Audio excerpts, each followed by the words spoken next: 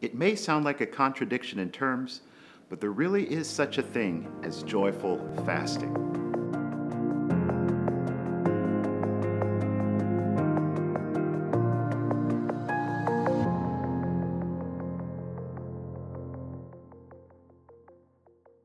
Hi, I'm Father Kevin Zubel, and I'm a Redemptorist missionary serving here in the Diocese of Baton Rouge as chaplain to the Hispanic Apostolate. And as we continue on in this season of Lent, we focus on the three practices, and we know them well: fasting, prayer, and almsgiving.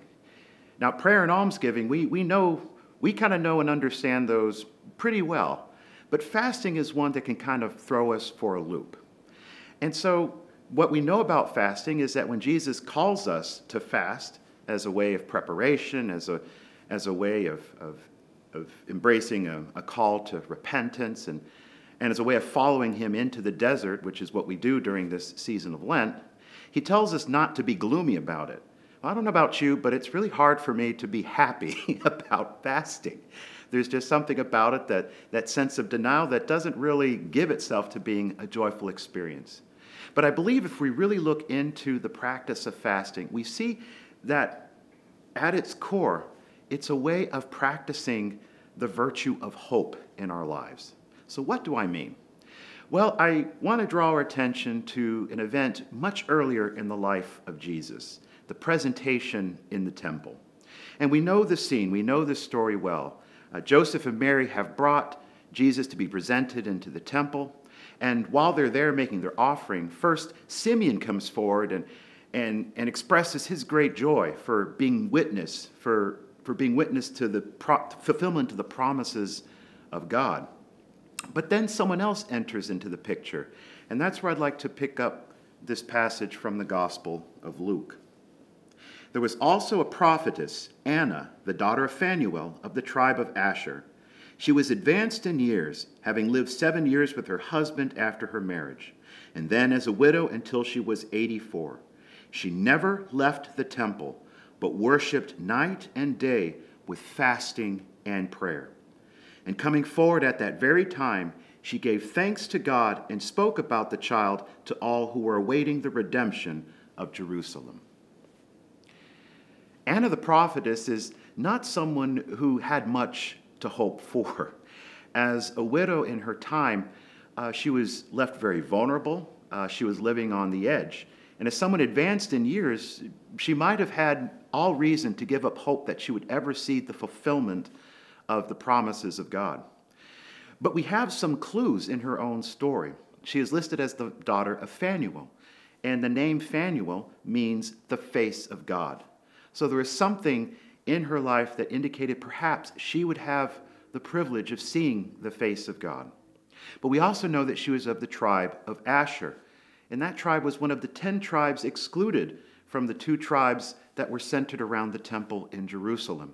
So she sort of represented the coming together of the nations that had been scattered. So she embodied a lot of reasons for a lack of hope, but she also, even in the face of all this, was in the temple day and night worshiping God with fasting and prayer. And so she sort of gives us an example of how fasting is a way of practicing the virtue of hope. Because fasting is when we deny ourselves something that is readily available to us.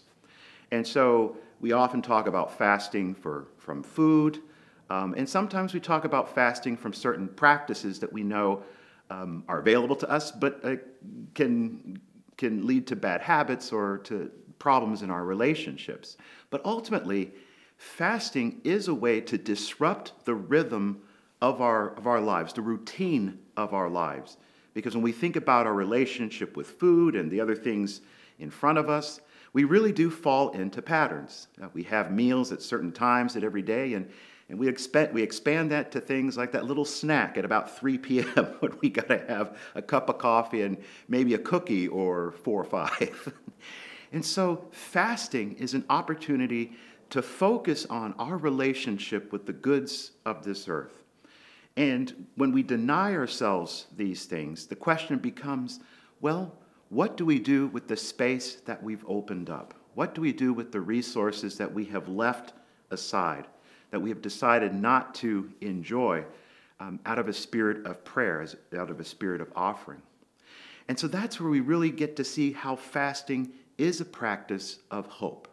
Because we can fast because we have hope that one day we will be filled. So the question for us when we fast is twofold. The first is, with the space that we make available, how will the Spirit fill it? What will the Spirit fill us with in this space? What new life will we embrace? What new creation will we enjoy in the space that we've created because we have practiced fasting?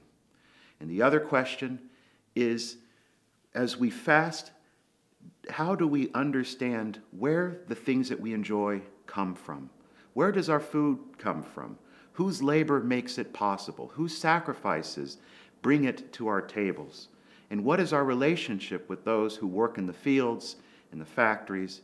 And what is our relationship with those who are denied food, who don't have the opportunity to enjoy what we enjoy, not because they're fasting, but because they're struggling to make ends meet?